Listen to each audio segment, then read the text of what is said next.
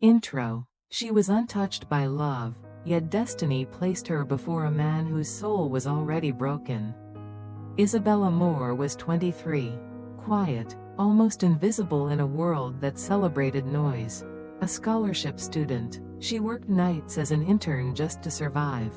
She had never dated, never even held hands. Her life was marked by simplicity and restraint. Yet beneath that quiet surface lived a heart capable of extraordinary depth. Adrian Blackwell was 35. A billionaire CEO who had everything the world could offer: power, wealth, the kind of presence that filled a room. But behind the glass walls of his empire lived a grief no one could see. Loss had carved deep scars into him, leaving him hollow even while cameras called him flawless. Two people, one untouched, the other shattered. Their worlds were not meant to meet. And yet, life has a way of breaking the rules we think are unshakable. This is not just a story about romance. It is a story about innocence meeting sorrow, and about how sometimes the smallest, purest presence can reach where no wealth, no success, and no pretense ever could. The broken soul of a man who once believed he could never be healed. If stories like this speak to you, subscribe now to Hidden Angle Podcast so you don't miss what comes next. Because this is only the beginning. 1. The Silent Intern. Isabella Moore slipped into the company the way a shadow enters a room, quietly, unnoticed. At 23, she was the kind of intern no one paid attention to. She dressed simply, kept her head down, and her voice rarely carried beyond a whisper. Others might have been eager to impress, to climb, to be seen, but Isabella? She moved through the office like still water, steady and calm. Her world was small but disciplined. She arrived early, stayed late, and never asked for recognition. When coworkers laughed loudly over lunch, she sat with a book, or quietly typed away at her tasks. Some mistook her silence for shyness, others for weakness, but in truth, Isabella had chosen her quiet. She wasn't interested in chasing attention or approval. She believed that silence could be a strength, even in a place where noise ruled. Yet behind her stillness lived a heart untested. She had never known love, never felt the warmth of a hand holding hers, never carried the kind of wounds that love leaves behind. To her, life was study, work, and survival, and maybe that was why, when fate placed her inside Adrian Blackwell's empire, she seemed like nothing more than another nameless intern, a background figure in the grand theater of his world. But sometimes, the quietest presence is the one that lingers longest. 2. The Man Behind the Mask. Adrian Blackwell looked like a man who had conquered everything. At 35, his name filled magazines, his decisions shifted markets, and his presence commanded respect the moment he stepped into a room. Perfect suit, steady voice, sharp eyes, he seemed untouchable. The very image of success carved in stone. But the truth lived far from the headlines. Beneath the polished exterior, there was a silence heavier than wealth could hide. Every night, when the city lights blurred through his penthouse windows, he felt the same ache return, the emptiness left behind by love that had betrayed him, by promises broken, and by the cruel reminder that no empire could shield a man from loss. Adrian wore his charm like armor. At meetings, he smiled when expected. At galas, he raised his glass at the right moment. No one saw the exhaustion in his eyes when the crowd turned away. His life was staged perfection, a mask carefully crafted, because the world respected power but never forgave weakness. Behind closed doors, though, the mask slipped. His reflection in the mirror was not the flawless CEO the world believed in, but a man who carried scars too deep to fade. A man who had everything, yet felt as if he had nothing left to hold on to. 3. A chance encounter. It was late, long after most of the office had gone home. The corridors were quiet, the hum of computers fading into stillness. Isabella stayed behind, as she often did. finishing a stack of reports no one else wanted. She moved softly, almost like she didn't want the building to notice her. As she passed the CEO's office, she saw the faintest glow spilling from beneath the door. She hesitated. Curiosity wasn't her habit, but something about the silence pulled her closer. Slowly, she pushed the door open a few inches. Inside, Adrian Blackwell sat alone at his desk. The man who seemed invincible in daylight now looked fragile in the shadows. His jacket hung loose over the chair, his tie undone, his hand pressed against his forehead as if holding back a weight too heavy to carry. Papers lay scattered, untouched, while a glass of untouched whiskey sat at the edge of the desk. For a moment, Isabella froze. She wasn't supposed to see this, the mask of power slipping, the man beneath it breaking. Yet, she couldn't turn away. There was something raw, painfully human in the way his shoulders trembled ever so slightly. She took one quiet step inside, not knowing why, only sensing that silence sometimes needed another presence to soften it. 4. The innocent question. For a long moment, Isabella stood at the threshold, unsure if she should retreat. The man before her wasn't the untouchable CEO everyone feared, he was simply human. Fragile in his solitude, she could have slipped away quietly. But something in her chest wouldn't let her. Her voice, usually so soft it barely reached beyond her desk, broke the silence. "Are you okay?" The words were simple, too simple, perhaps, but in their simplicity was something powerful, because no one had ever dared to ask Adrian Blackwell that question. To the world, he was a man of steel, immune to weakness. To hear concern in such an unguarded tone unsettled him more than boardroom battles ever could. Adrian lifted his gaze, startled. His eyes, tired, sharp, haunted, met hers. For a second, he didn't answer. No one asked the mighty if they were okay. They asked for signatures, approvals, decisions. Never this. Isabella shifted nervously, regretting her words, but she didn't look away. There was no agenda behind her question, no calculation. Just a young woman who saw a man in pain and wanted to bridge the impossible distance between them with honesty.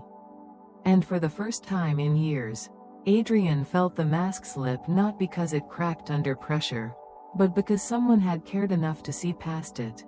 5. His guarded silence. Adrian's eyes lingered on her longer than he intended. The question hung in the air, fragile but heavy. And for a moment it felt like the walls of his office were closing in. He opened his mouth, then stopped, retreating behind the fortress he had built over years. "I'm fine," he said at last. The words clipped, colder than he meant them to be.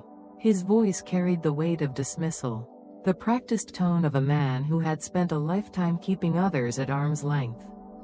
But Isabella didn't flinch. She simply stood there, her hands folded nervously in front of her, her gaze steady. It wasn't defiance, it was something softer, quieter. She didn't press, didn't demand, didn't try to peel back what he was hiding.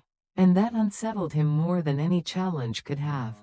Inside, Adrian's thoughts twisted. He wanted her gone, wanted the door to close, the silence to swallow him whole again. Yet, at the same time, a strange ache stirred in his chest. He couldn't remember the last time anyone had spoken to him without an angle, without expectation. So he held the silence like a shield, guarding the cracks in his voice, the tremor in his hands. He thought if he stayed still long enough, she would leave. But Isabella remained, and her quiet presence pressed against his walls like light seeping under a locked door. 6. The fragile connection. In the days that followed, their paths crossed in ways neither could have planned. Adrian, always sharp and guarded, began to notice her quiet presence lingering at the edges of his world. She didn't seek attention, didn't force conversation, but she was there, filing papers when he passed, holding the elevator doors open in silence, leaving a cup of coffee on the table outside his office without a word. It was nothing, and yet it was everything. For a man who lived behind walls, these small gestures slipped through the cracks. He found himself waiting for the faint sound of her footsteps in the hallway, or the soft clatter of her keyboard late at night when most of the office had gone dark. Isabella never asked questions. She didn't pry into his life or his scars. But she listened to the pauses in his sentences, to the exhaustion behind his carefully measured tone. And in that silence, Adrian felt something he hadn't known in years, the comfort of being seen without being judged. The connection was fragile, almost invisible, a thread too thin to name, too delicate to grasp, yet it held a weight neither of them could deny. And sometimes, the most delicate ties are the ones strong enough to change everything. 7. Shadows of the past. The connection between them grew, thread by fragile thread, until one evening the silence gave way to words Adrian had long buried. His voice was low, almost reluctant, as though pulling each memory from the grave cost him something. He told her about the woman he once loved, the promises they made, the future they dreamed of, and the night it all shattered. Trust had been broken in ways he could never repair, and betrayal had left a scar deeper than any wound on flesh. She had walked away, leaving him with nothing but questions and the bitter taste of abandonment. Since then, Adrian had built his empire higher, louder, stronger. The world saw success, but inside he carried a storm. Every deal, every achievement, was another stone piled onto the walls he used to keep the memories at bay. Yet when the nights stretched long and quiet, the shadows always returned, reminding him of everything he had lost. Isabella listened, her eyes wide but soft, offering no judgment. She didn't interrupt or offer hollow comfort. She simply allowed the weight of his truth to settle in the room, as if her silence was strong enough to hold it. For the first time, Adrian realized he wasn't speaking to fill a void, he was speaking to be understood. 8. Innocence meets pain. Adrian's words trailed off, leaving the room heavy with a silence that was no longer empty but raw. His confession lingered between them, fragile and dangerous, like glass cracked but not yet shattered. Isabella sat quietly, her hands folded in her lap, her heart aching for reasons she could not fully name. She had no history of love to compare with his. She had never felt betrayal, never tasted the bitterness of promises broken. Her world had been too small, too simple, untouched by the storms that scarred him. And yet, in his grief, she recognized something universal: loneliness. That was a language she understood all too well. Adrian, she whispered, his name trembling in the air as if it didn't belong on her lips. He looked up, startled not by the sound, but by the tenderness in it. There was no pity, no judgment, only presence. For him, it was disarming. For her, it was instinct. She didn't try to fix him, didn't pretend to have answers. She simply allowed his pain to exist in the space between them, unchallenged. And in that quiet acceptance, a man who had lost faith in love felt, for the first time in years, that maybe his scars didn't make him unworthy of being seen. 9. The night of confession. The city outside glowed with 1,000 lights, but inside Adrian's penthouse, the night felt unbearably dark. Isabella sat across from him, quiet, her presence steady, while he leaned back in his chair, shadows cutting across his face. "I have everything," he said at last, his voice rough, as if dragged from somewhere deep.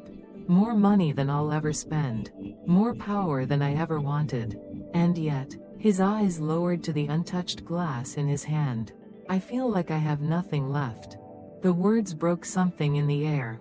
Adrian wasn't confessing to her, he was confessing to the emptiness that had swallowed him for years. His jaw tightened, his breath uneven, as though admitting it made the hollow inside him real. Isabella's fingers curled against her lap, resisting the urge to speak. She didn't try to argue, didn't tell him he was wrong. Instead, she let the silence hold him, her gaze soft and unwavering, a quiet anchor in the storm. Adrian looked up then, his eyes meeting hers. For the first time, the mask was gone completely. What she saw was not a billionaire, not a CEO, but a man standing at the edge of himself, begging, without words, for someone to see him before he disappeared into the dark. 10. A touch that heals. For a long while, neither of them moved. Adrian's confession still hung in the air, raw and dangerous, like a wound left open. His gaze had fallen to the floor, as though looking at her was too heavy to bear. His shoulders sagged, the weight of years pressing down on him all at once. Isabella felt her own breath tighten. She had never reached for anyone before, never crossed the invisible line that separated her quiet world from another's pain. But something within her, instinct, perhaps, or courage she didn't know she possessed, pushed her forward. Slowly, she extended her hand across the space between them. Her fingers trembled, but when they touched his, the trembling stopped. The contact was simple, innocent, a hand resting on another, but in that moment it carried the weight of everything he thought he had lost. Adrian froze. The warmth startled him, not because it was overwhelming, but because it was real. No transaction, no expectation, no performance, just presence. He closed his eyes, and for the first time in years, the tightness in his chest loosened. It was not love, not yet. It was something quieter, more profound, the reminder that even broken souls could still be touched, and still be worthy of being held. 11. A heart slowly opening.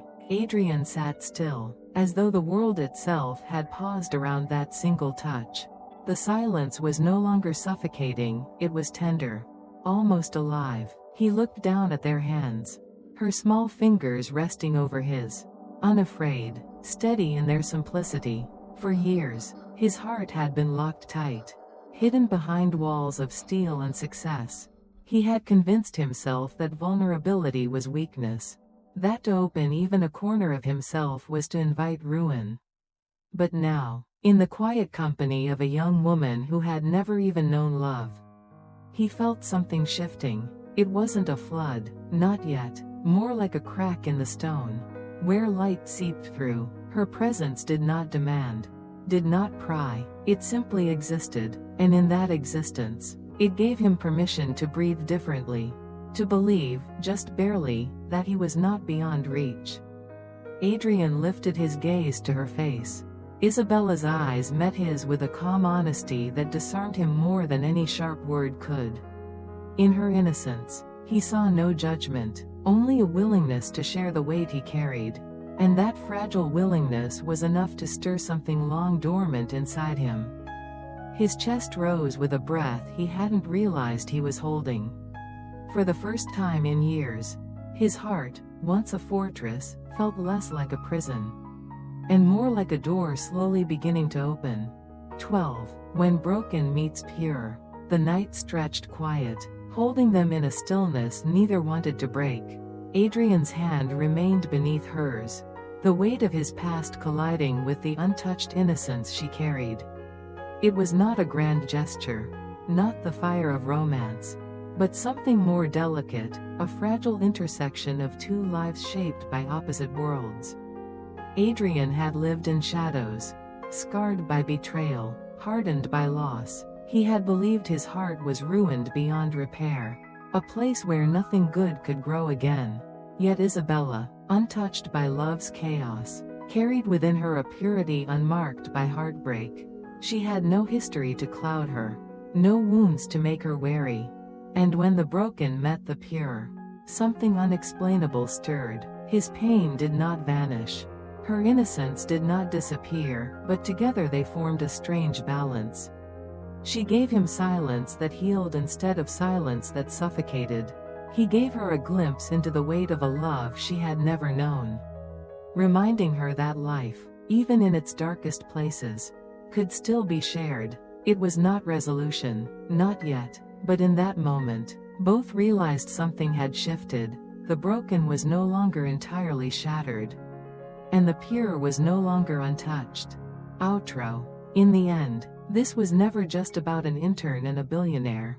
It was about what happens when two worlds collide, the untouched heart of a young woman and the broken soul of a man who had forgotten how to feel. Together, they created something fragile but undeniable, the reminder that healing doesn't always come from grand gestures, but from the quiet courage to be present. Maybe you see a piece of yourself in Adrian, the scars, the loneliness, the silence that feels too heavy to carry. Or maybe you see yourself in Isabella, the innocence, the stillness, the longing to understand without judgment. Whichever part speaks to you, this story is a mirror.